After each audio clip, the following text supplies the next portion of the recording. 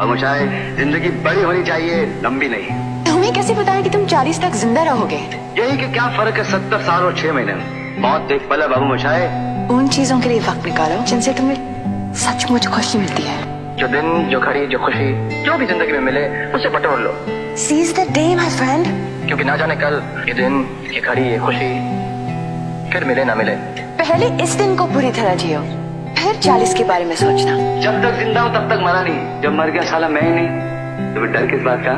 अरे फ्यूचर से इतना डरेगा तो क्या खाक जिएगा और फोकस कहाँ करेगा आज में? जितना भी ट्राई करो बनी, लाइफ में कुछ ना कुछ तो छूटेगा ही। तो जहाँ है वहीं का मजा लेते ना। जन्म कब लेना है और मरना कब है हम डिसाइड नहीं कर सकते, पर कैसे जीना है वो हम डिसाइड कर सकते हैं। आप कहना क्या चाहते हैं? हम एक बार जीते हैं, एक बार मरते हैं। Take your chance baby. सुनो, जियो, खुश रहो, मुस्कुराओ, क्या पता